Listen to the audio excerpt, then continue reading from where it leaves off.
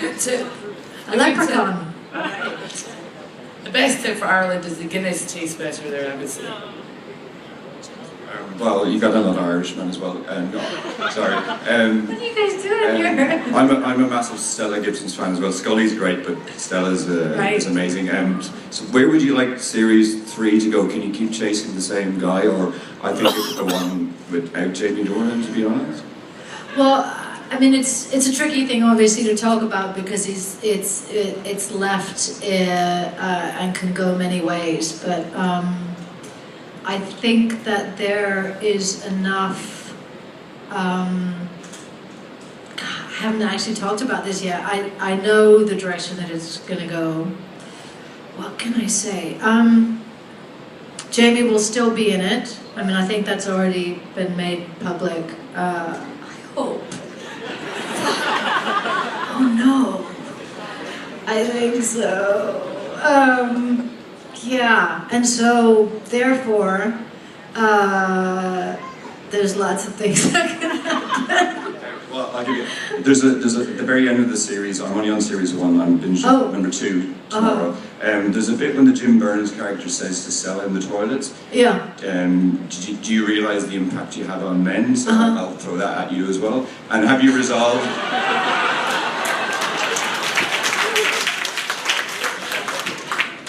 And do you mind? Have you resolved the fact that you're a sex symbol? Because obviously you were the second person to get FHM Sexiest Woman in the World in 1996, which I had at home done.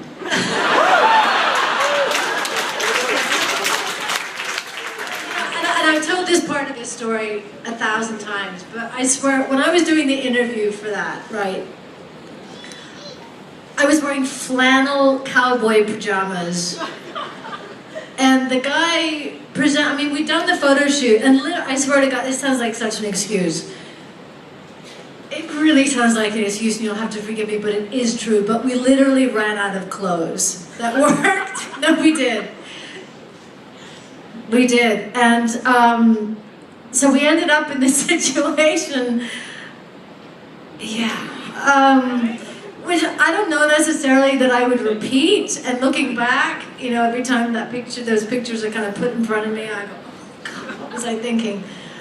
But the fact is that I was pretty much a new mom, and I was working on a crazy television show that had become really popular all of a sudden.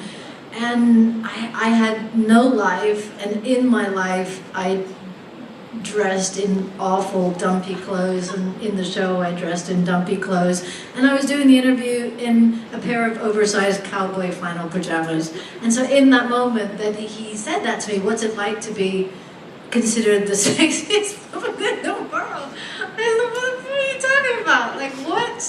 Like it still makes no sense to me. I am a goofball, and yeah, so I actually don't know what it's based on, because Scully's not sexy. I mean, oh no. I'm sitting here, so not sexy. I'm listening to you, and you're like, I was in these like flannel cowboy pajamas. I'm thinking most of the guys in the room are going, that's even more hot. No, but it's got that Christmas outfit that she wore, the plaid, and then there was the puke-colored polyester. I'm sorry. I need to watch it again. Anyway, I appreciate it, but I don't. I don't know what it means. I don't know what it means. No, you're gorgeous. Enjoy it. Come next.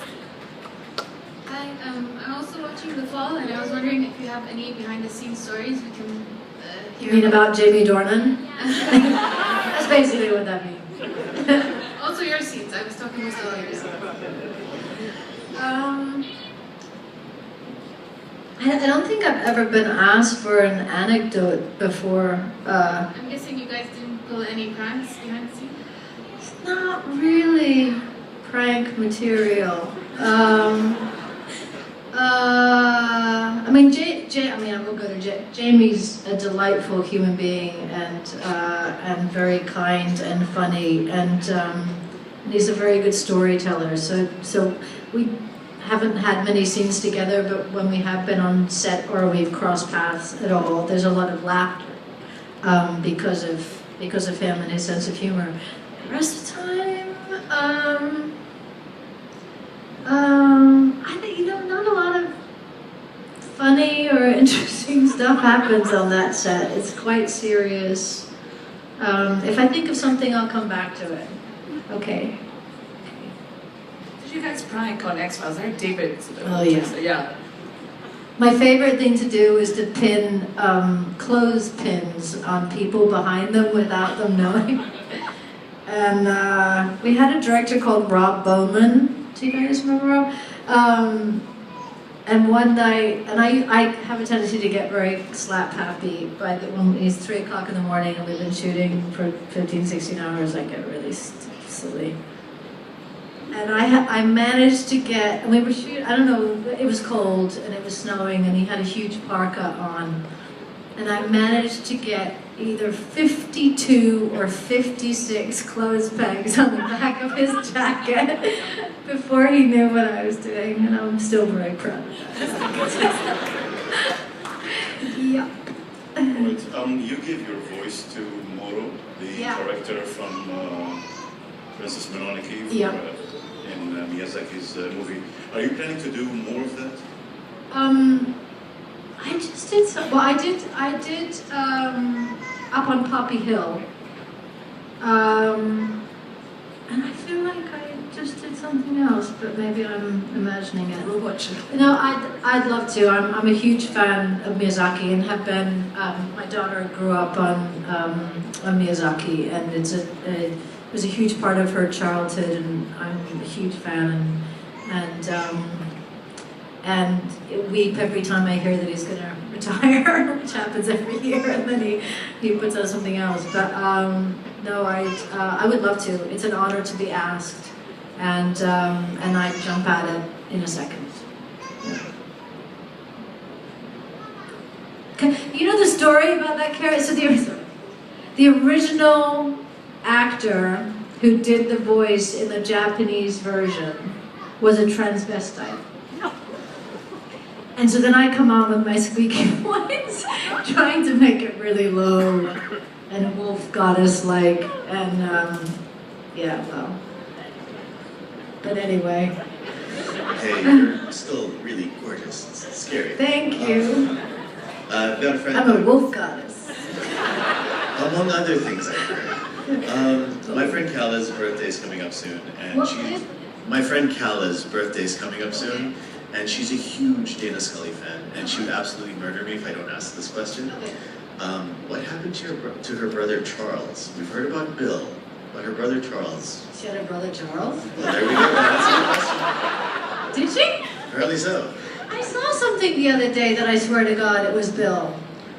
Well, Does he in other stuff? Brother Bill? I swear to God I saw something and I thought, I think that's Scully's brother. But so she had another brother? apparently so. I can't remember. I think I lost. You were 5. No. Wow. Okay, I have no idea.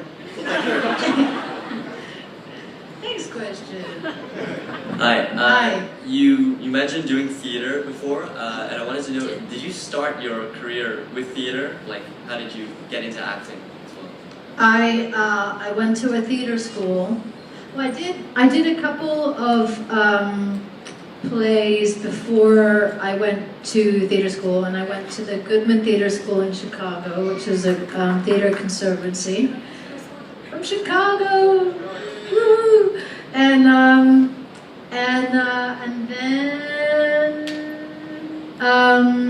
I did a couple things in New York, and then I did the X-Files. But the first thing that I did out of the X-Files was a play, and I enjoy doing theater very much. But that's kind of how it started for me. But that's not how it starts for everybody. But do you have an interest in theater? Is that why you're asking? I do acting sometimes, yes. Acting sometimes. And is it specifically theater, or is that a means to an end in your mind? Yeah, it is, because right now I'm focusing on theater, and then soon hopefully I Well, it's cool. It's a great place to learn and to build characters and figure out what it's all about. Cool. Good luck. Chicago in the house.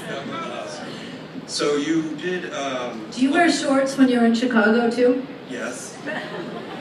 Chicagoans have this thing about wearing shorts every month of the year, even though it's freezing in the wintertime. Are you one of those people? No, I wear pants in the winter. You wear pants. In England, pants are underpants. I wear those too. Good. All right, now we got that settled. So you did some music, or at least voiceovers for a band called Hal. And I was wondering if that was the beginning and the end of your musical career,